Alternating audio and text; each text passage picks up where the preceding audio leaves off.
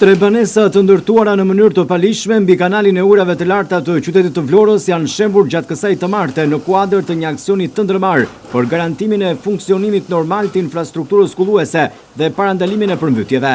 Aksioni u realizua nga Inspektorati i Mbrojtjes së Territorit në bashkëpunim me Policinë e Shtetit, ndërsa u ndoq nga afër edhe nga kryetarja e Bashkisë së Vlorës Brunilda Mersini, e cila theksoi se ndërhyrja ishte domosdoshme për lirimin e plot të kanalit dhe rikthimin e kapaciteteve funksionale. Sipas Mersinit, këto ndërtime kishin krijuar pengesa serioze për qarkullimin e ujrave, duke shkaktuar ndërvite përmbytje në këtë zonë, por edhe në zonat përreth. Pavarësisht kësaj, kryebashkiakja thotë se nuk është lajm i mirë të prishësh ndërtimet e qytetarëve, por megjithatë, Bashkia e Vlorës dhe shteti kanë menduar edhe për to. Me thënë të drejtën, ky është vërtet një lajm,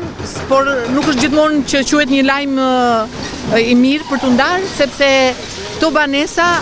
lirojnë kanalin kolektore, por pa diskutim kanë qenë banesa të dikujt, që kemi gjetur mundësinë dhe tashmë janë futur në programin e bonus qerave, sidomos kjo ndërtesa që keni pas krave të mi, është futur në programin e bonus qerave. Kemi akoma aksion për pastrimin e kolektorit, sepse janë disa banesa të cilat tashmë janë banesa që kanë certifikata pronësie dhe problemi i shpronësimit është një proces pak më gjatë dhe do na pengojë në pastrimin e kolektorit, por duhet të shkojmë deri në fund.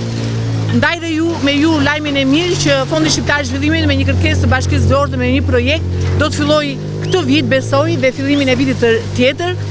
ndërtimin e qeverit të qytetit që, siç e dini, ka qenë gjithmonë problem dhe një nga shkaktarët kryesorë të procesit të përmbytjeve, sepse ne duam që në makro dhe në studimin e fizibilitetit për rehabilitimin e gjithë ujrave të qytetit, tjetë një proces që do të bëhet tani dhe do të jetë për një kohë shumë të gjatë të qytetit të Vlorës, se nuk duam të ndërhyjm diku këtu dhe diku atje, por duhet një ndërhyrje e programuar me një studim fizibilitetit të qartë. Kështu që qeveri i qytetit, fillimi ashtu siç edhe rehabilitimi i kanalit të Sjavit, e cili tashmë me vendim KKT-je ka dalë vendimi dhe është buxhetuar nga Fondi Shqiptar i Zhvillimit, do të jenë dy vepra shumë të mëdha për rehabilitimin e kanaleve të ujrave të larta të qytetit dhe për të ardhmen e këtij qyteti bregdetar. Teksa dha lajmin e mirë se shumë shpejt do të nisë puna edhe për ndërtimin e qeverit të qytetit, kryetarja e Bashkisë së Vlorës Brunilda Mersini theksoi se aksioni për prishjen e ndërtimeve mbi rrjetin e kanalizimeve do të vijojë. Këto ndërtesa janë direkt në kanal, është ndërtesë trekaçe dhe bashkë me këtë është dhe një ndërtesë tjetër që do të vijojnë poshtë sot në rast se do të arrijmë të kemi akses për hyrjen, sepse ajo është direkt me kanal dhe është pak më e futur në lagje dhe ka vështirësitë e veta teknike, por në rast se do të gjejmë zgjidhje teknike, do të vazhdojë procesi dhe sot. Mersini thekson se qytetarët janë të ndërgjegjshëm për këto ndërhyrje dhe se ka gjetur mirë kuptimin e tyre. Me thënë të drejtën, njerëzit janë të ndërgjegjshëm edhe pa diskutim kanë kuptuar që ka qenë një gabim i kohëve mbasi një zgjidhje e çastit për ato vite, por tashmë